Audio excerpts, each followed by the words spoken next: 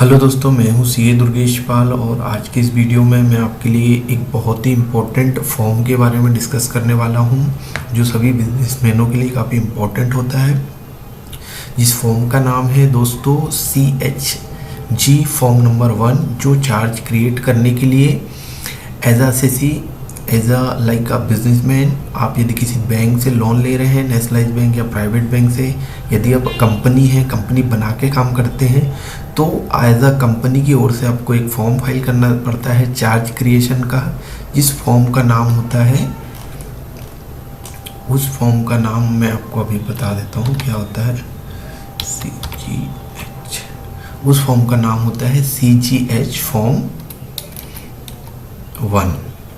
जो फॉर्म 1 होता है वो आपको फाइल करना होता है, वो आपको MCA के पोर्टल में फाइल करना होता है। तो चलिए इस फॉर्म के बारे में हम डिटेल में डिस्कशन करते हैं। और अभी तक आपने मेरे YouTube चैनल को सब्सक्राइब नहीं किया है तो इसको सब्सक्राइब कीजिए। यहाँ पे आप पाते हैं इनकम टैक्स, GST, इंपोर्ट और एक्सपोर्ट से रिलेटेड सारी इन्फॉर्मेशन रेगुलर बेसिस में। तो चलिए शुरू करते हैं। तो सबसे पहले दोस्तों आपको गवर्नमेंट ऑफ इंडिया की MCA की वेबसाइट में जाना है। MCA की वेबसाइट में जाके MCA सर्विसेज में आपको जाना है।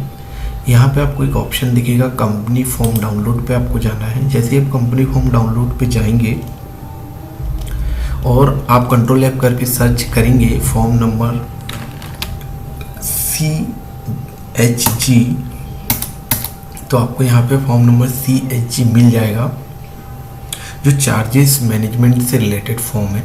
तो हम फर्स्ट टाइम जब फॉर्म फाइल करते हैं तो उस फॉर्म को हम बोलते हैं रजिस्ट्रेशन ऑफ क्रिएशन और मॉडिफिकेशन ऑफ द चार्जेस। तो वो फॉर्म होता है CHG1। तो इसको आप सबसे पहले डाउनलोड कर लीजिए। ये फॉर्म डाउनलोड करने के बाद इस जिप फॉर्मेट में होता है, इसको आपको एक्सट्रैक्ट करना होगा। एक्सट्रैक्ट करने के बाद सबसे इम्पोर्टेंट जो चीज़ है दोस्तों, आपको क्या क्या डॉक्यूमेंटेशन इस फॉर्म फाइल करने के पहले आपको इन हैंड चाहिए, तो उनके बारे में मैं आपको एक ब्रीफिंग दे देता हूँ। तो सबसे पहले दोस्तों आपके पास होना चाहिए सैंक्शन लेटर बैंक का, जिसमें सब टर्म एंड कंडीशन लोन की लिखी होती है, चाहे CC आप ले रहे हैं, OD ले रहे हैं या अगेंस्ट डेटर है क्रेडिटर, आप वर्किंग कैपिटल के लिए बैंक से CC ले रहे हैं, राइट।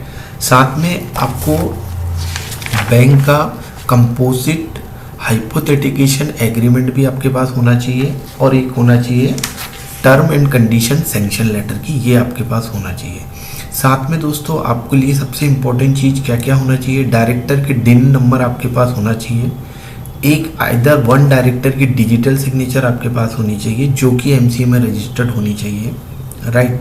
एक चार्टर्ड अकाउंटेंट की डिजिटल सिग्नेचर से ये फॉर्म सर्टिफाइड होता है। तो एक CA की साइन भी इसमें लगती है, तो आपके अथॉराइज CA से भी आपको इससे सिग्नेचर वेरीफाई कराना होगा, DSC के थ्रू फॉर्म वेरीफाई कराना होगा। और आपको यही फॉर्म आपके बैंकर्स को मेल करना होगा, वो भी मैं आपको आगे बताऊंगा। वो अपनी डिजिटल सिग्नेचर लगा के आपको वापस मेल देंगे। तो इसकी प्रोसेस होती है, पहले फॉर्म फाइल आपको फॉर्म फिल करना है। फॉर्म फिल करने के बाद पहली DSC चेक फॉर्म करने के बाद पहली DSC डायरेक्टर की लगेगी विदाउट प्री स्क्रूटनी। उस फॉर्म को आपको बैंक को भेजना है, बैंक अपनी DSC लगा के आपको वापस भेजेगी। फिर आप CA की DSC लगा के उस फॉर्म को प्री स्क्रूटनी करेंगे और प्री स्क्रूटनी सक्सेसफुल होने के बाद आप उस फॉर्म को अपने MCA के लॉगिन से लॉगिन करके नॉर्मल फॉर्म में आप उस फॉर्म को फाइल करेंगे, राइट। तो चलिए शुरू करते हैं। तो आपको पहले फॉर्म को एक्सट्रैक्ट करना है। एक्सट्रैक्ट करने के बाद आपको CHG फॉर्म यहाँ पे दिखेगा। इस फॉर्म को आपको open with Adobe Acrobat Reader DC करना है, क्योंकि ये ओपन विथ PDF ही आपको करना है, राइट। तो इस फॉर्म में क्या क्या इन्फॉर्मेशन आपको भरना है मैं आपको बता रहा हूँ। पहले आपको इसको अलाउ करना है, अगेन अलाउ करना है। अब अनदर इन्फॉर्मेशन जो आपके पास होना चाहिए वो कंपनी का मास्टर डेटा आप डाउनलोड करके रख लीजिए।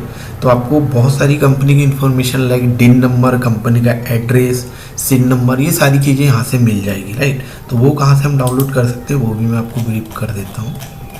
आपको MCA की माई सर्विस में जाना है, मास्टर डेटा में जाना है, view company and LLP master data, यहाँ पे आपको मास्टर डेटा डाउनलोड कर लेंगे तो बेसिक इन्फॉर्मेशन तो आपको यहीं से मिल जाने वाली है। तो चलिए शुरू करते हैं। तो फॉर्म CHG1 फॉर्म अपने को फाइल करना है। तो अपने पास सिन नंबर होना चाहिए। मैंने ऑलरेडी ये फॉर्म पहले फाइल कर रखा था, तो कुछ बेसिक इन्फॉर्मेशन मैं यहीं से कॉपी कर रहा हूँ, पर आपको मैं ईच एंड एवरी कॉलम के थ्रू आपको एक्सप्लेन करूँगा कि आपको क्या क्या इन्फॉर्मेशन वहाँ पे फाइल करनी है। तो बेसिकली CHG जो वन फॉर्म है वो application for registration of creation modification of changes other than those related to debenture and including particular modification of charges by asset reconstruction company in term of securitization and the reconstruction of financial asset and enforcement securities interest act 2002, जिसको ऊपर सरफेसी बोलते हैं, right. तो हम सबसे पहले master data आप download करेंगे तो आपको वहाँ सिन नंबर मिल जाएगा। मैं यहाँ से कॉपी कर रहा हूँ क्योंकि मैंने ऑलरेडी एक फॉर्म पहले फाइल किया था इनका। तो अब मैं यहाँ पे डालता हूँ सिन नंबर। अब मैं इसको प्री फिल्ड में वो करता हूँ। तो एक बार यहाँ ऑप्शंस आएगा trust this document one time only और ट्रस्ट दिस डॉक्यूमेंट ऑलवेज। तो आपको ऑलवेज पे क्लिक करना है, राइट। इसको सेव वहीं करना है जहाँ पे आपने इस फॉर्म को पहले रखा हुआ है, उसी से आपको सेव करके रिप्लेस करना है, राइट। अदरवाइज कैसा हो जाएगा कि आप अनदर जगह रखेंगे तो प्रॉब्लम हो जाएगी। आपको वहीं पे रखना है जहाँ पे आपने पहले रखा है। ये मेरा फॉर्म है, मैं यहीं से रिप्लेस करूँगा। Save, yes. आपकी कुछ इन्फॉर्मेशन प्री फिल्ड इसमें आ जाएगी, जैसे कंपनी का नाम, एड्रेस, मेल आईडी वगैरह, डायरेक्टर का, यहाँ पे आप प्री फिल आ जाएगा, राइट। तो आपको एक इजी हो जाएगा इसको आगे कैरी ऑन करने के लिए।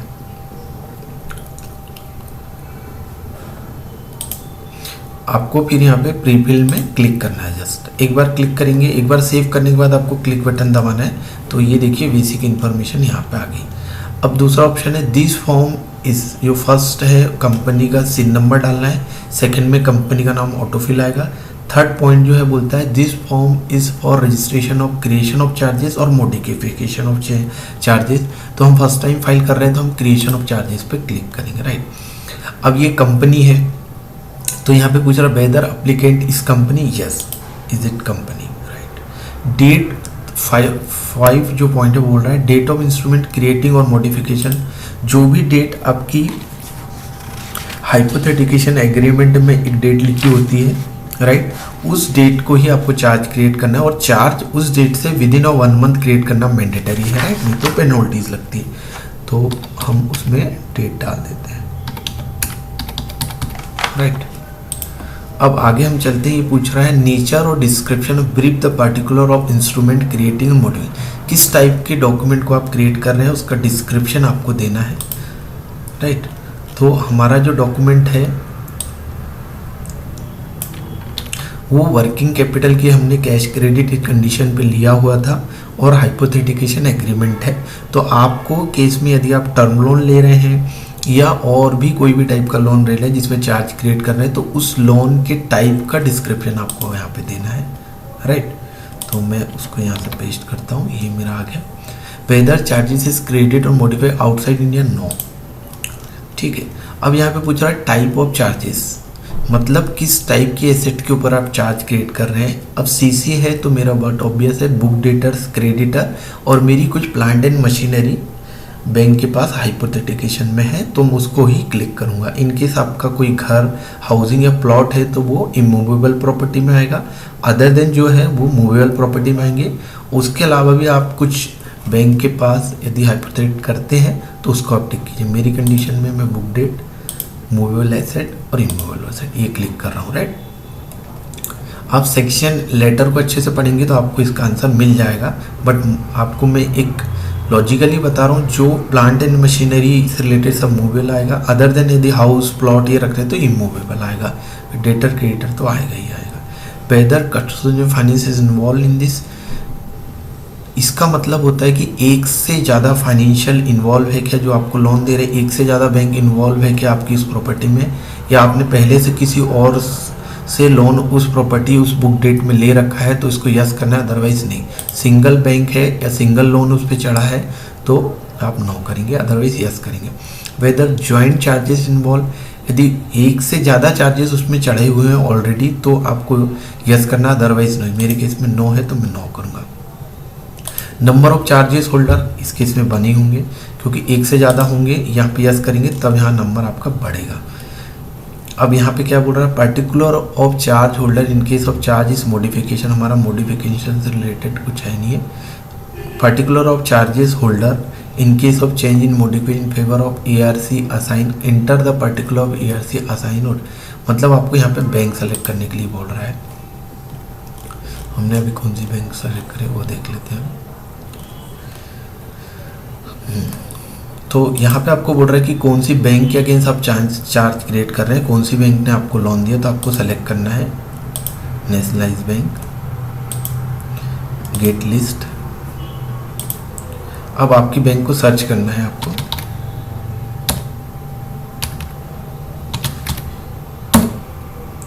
मैं देख रहा हूँ कि यहाँ पे बैंक ऑफ बड़ौदा नहीं है नेशनलाइज बैंक में, तो आप अदर के ऑप्शन में क्लिक कर सकते हैं और वहाँ पे मैनुअली बैंक का नाम डाल सकते हैं, राइट।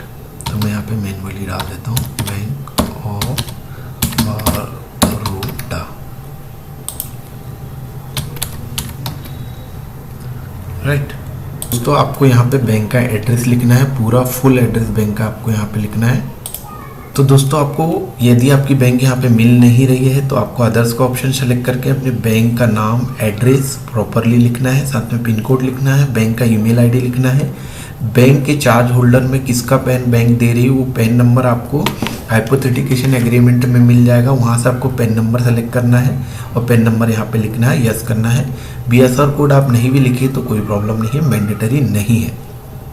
अब 10वां पॉइंट है amount secure by the charges in rupees, कितने अमाउंट का आपने लोन लिया हो वो आपको लिखना है जो आप इस चार्ज क्रिएशन की एसेट से सिक्योर बैंक ने किया हुआ है, राइट।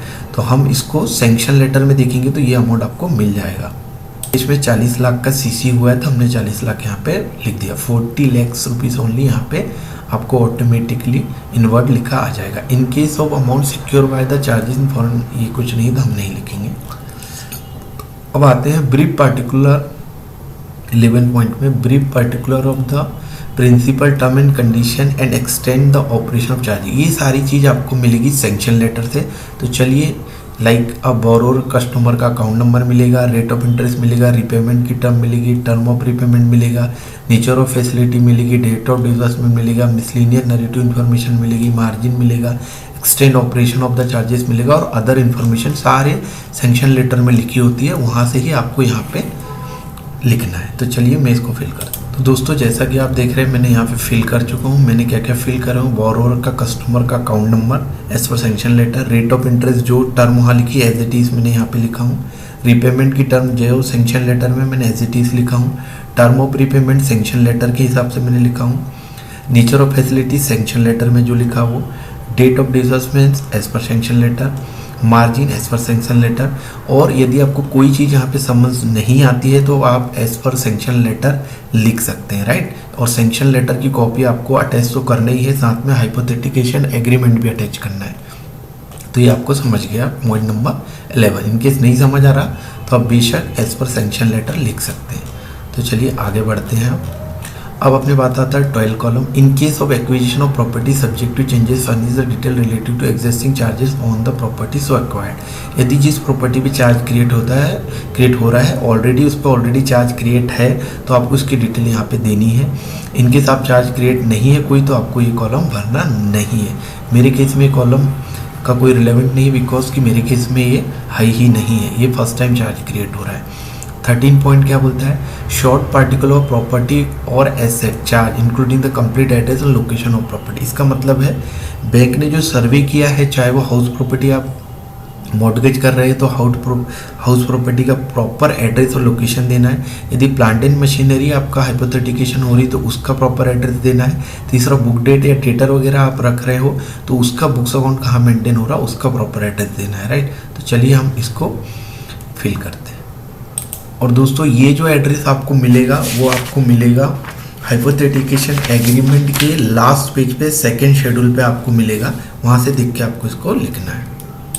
तो दोस्तों as per the term of agreement of hypothecation ये एड्रेस उन्होंने दिया है एज पर उनके सर्वे, तो मैंने ये एड्रेस एज इट इज़ यहाँ पे लिख दिया हूँ।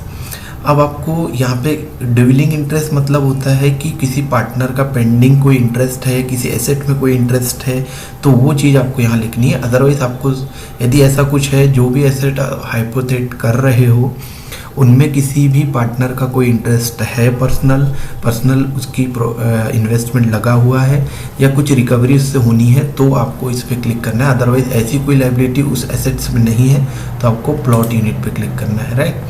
अब पूछेगा वो इवेल्युएशन प्राइस ऑफ एसेट। इसका मतलब है कि जो भी आपकी इमूवेबल या मूवेबल प्रॉपर्टी है या प्लांट एंड मशीनरी है उसका क्या वैल्यू है। लाइक आप यदि प्लॉट और हाउसिंग प्रॉपर्टी की बात करते हैं, यदि आपने उसको हाइपोथेट कर रहे हैं तो उसका मार्केट वैल्यू लिखना है, प्लांट एंड मशीनरी का WDV लिखना है और अदर एसेट का भी as per closing balance as per balance sheet आपको लेना, राइट। तो मैं यहाँ पे प्लांट एंड मशीनरी का वैल्यू लिखने वाला हूँ जो मेरा है, जो दोस्तों मेरी WDV value plant and machinery की है 40,72,832।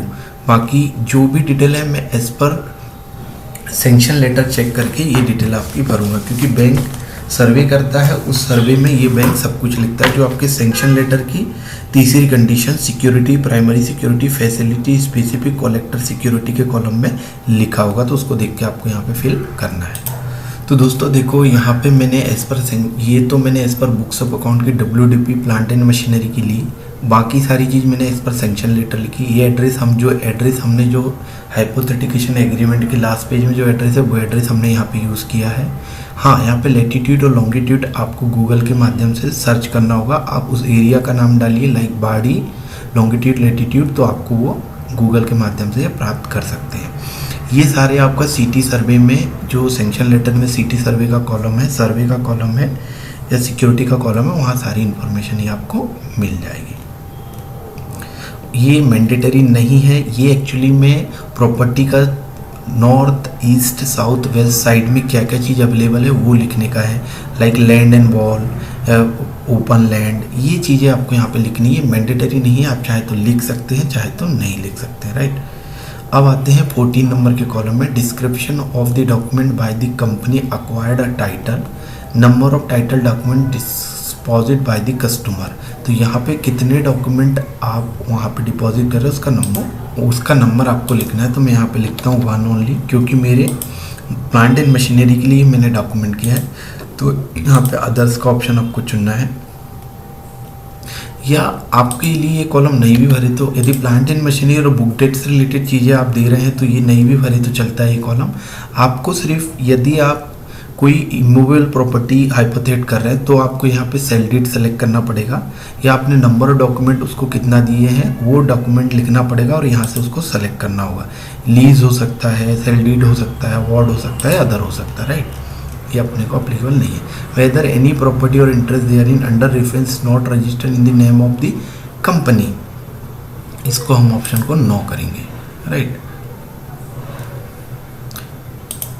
इसका मतलब ये होता है दोस्तों कि यदि कंपनी से के नाम पे आप लोन ले रहे हो और ऐसी कोई चीज़ हाइपोथेटिकेशन में दे रहे हो जो कंपनी के नाम पे नहीं है, डायरेक्टर के नाम पे है, तो उसको यस करेंगे, फिर डिटेल डालेंगे, और नो यदि ऐसी कोई प्रॉपर्टी जो कंपनी के नाम पे है ही नहीं और आप दे भी नहीं रहे तो नो करिए। जैसे डेटर्स, ये कंपनी के नाम पे ही ना, तो आपको नो करने की नो ही करना है। यस करोगे तो डायरेक्टर की इंडिविजुअल प्रॉपर्टी दे आप हाइपोथेट कर रहे तो उसकी डिटेल आपको देनी होगी। Date of creation, last modification, ये आपको सैंक्शन लेटर की डेट आपको डालना है। ये प्रायर मॉडिफिकेशन हमने किया होगा तो वो डेट डालना है, तो ऐसा आई थिंक कुछ है नहीं, प्रायर हमने किया नहीं। यदि आपने लास्ट मॉडिफिकेशन कभी किया होगा और आप फिर से उसका क्रिएशन कर रहे हैं तो लास्ट मॉडिफिकेशन उस प्रॉपर्टी का आपको डालना होगा। अब आते हैं अटैचमेंट में, तो आपको अटैचमेंट करना है यहाँ पे instrument like a sanction letter और हाइपोथेटिकेशन एग्रीमेंट। तो दोस्तों मैंने PDF में हाइपोथेटिकेशन एग्रीमेंट और सैंक्शन लेटर अटैच कर दिया है, लेकिन ये पूरा फॉर्म 6 MB से ज़्यादा होना नहीं चाहिए, इंक्लूडिंग DSC, तीनों की DSC, CA की DSC, क्लाइंट की DSC और बैंक की DSC, और ये आपका PDF मिला के, राइट।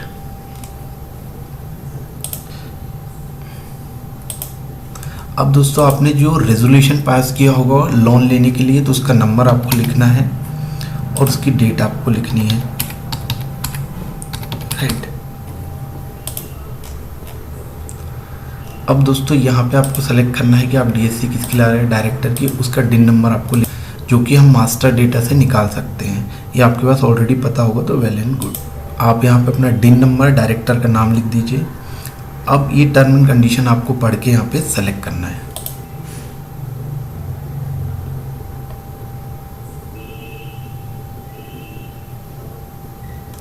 राइट, अब यहाँ पे जो डीएससी लगेगी वो बैंक के बंदे की लगेगी, उसका नाम वो यहाँ पे लिखेगा और डीएससी लगाएगा।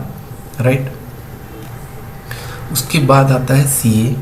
तो सीए का आपको डिजिटल लगाना होगा। तो मैंने प्रोसेस बताया, पहले फॉर्म में आप डायरेक्टर की डीएससी लगा के, चेक फॉर्म करके डायरेक्टर की डीएससी लगा के बैंक को भेजिए। बैंक अपनी डीएससी लगा के आपको वापस भेजेगा। फिर आप अपनी सीए की डीएससी लगा के प्री स्क्रूटनी करिए और एरर फ्री करके फॉर्म को सबमिट करिए। राइट,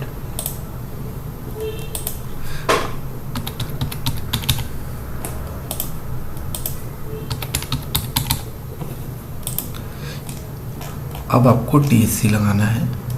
डीएससी इन कर लीजिए और यहाँ पे क्लिक करिए। थोड़ा वेट करिए, डीएससी को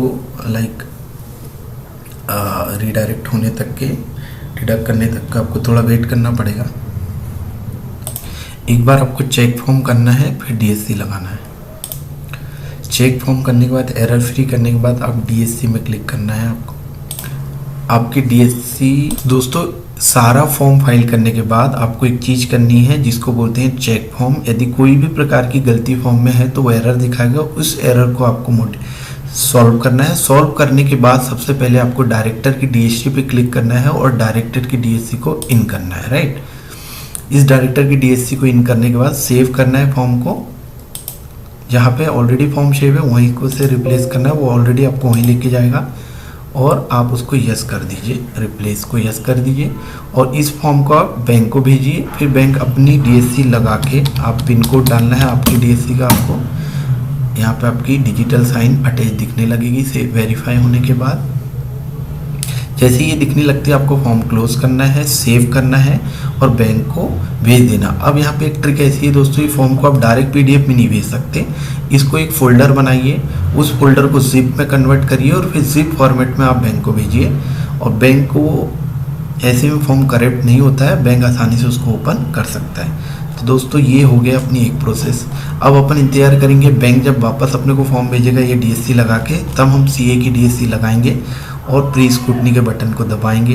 प्री स्क्रूटनी के बटन दबाने पर जब प्री स्क्रूटनी लेवल सक्सेसफुली आता है तो आपको क्लोज करके सेव करके रखना है। उसके बाद आपको जाना है एमसीए के साइड में, आपका लॉगिन करना है, वो भी मैं आपको दिखा देता हूँ। ठीक है, एमसीए की होम में जाना है आपको। ये कंप्लीट प्रोसेस मैं आप बता रहा हूँ। होम में जाके आपको लॉगिन में जाना है, एमसीए की वेबसाइट के लॉगिन में जाना है। आपका जो भी यूज़र आईडी पासवर्ड है उससे आपको लॉगिन करना है। तो जैसे ही आपका यूज़र आईडी पासवर्ड डालेंगे तो आपका एमसीए का लॉगिन हो जाएगा। जो व्यक्ति ये फॉर्म फाइल कर रहा है उस व्यक्ति का एमसीए में लॉगिन होना ज़रूरी है। या तो आपके सीए जो हैं वो उनके लॉगिन से फाइल होता होगा, या आप खुद ही अपने ऑर्गेनाइजेशन में डिपार्टमेंट बना रखे हैं, वो डिपार्टमेंट आपका ये फॉर्म लॉगिन करके फाइल करेगा एमसीए से। तो आपको अपलोड ई फॉर्म में क्लिक करना है सिंपली, और नॉर्मल फॉर्म में क्लिक करना है। यहाँ से ब्राउज करना है वो वाला फॉर्म जिसमें तीनों डीएससी लग के प्री स्क्रूटनी सक्सेसफुल हो चुकी है, और अपलोड करना है। फिर आपका जो भी चालान जनरेट होगा उस चालान को पे नाउ करके पे करना है, और आपका ये प्रोसेस से सक्सेसफुली चार्ज क्रिएशन का फॉर्म सबमिट हो गया है। ये फॉर्म सबमिट होने के बाद बैंक आपका डिसबर्समेंट कर देगी। राइट, और ये चार्ज का फॉर्म को सबमिट करना within 30 days from the date of disbursement mandatory है कंपनी की ओर से। तो दोस्तों ये था चार्ज क्रिएशन का सारा वीडियो जिसमें सारी चीज़ मैं आपको बताया। इससे रिलेटेड कोई डाउट हो तो आप कमेंट करिए, मैं उसको रिजॉल्व करने की कोशिश करूँगा। और थैंक यू सो मच दोस्तों watching this video and keep subscribe. Thanks.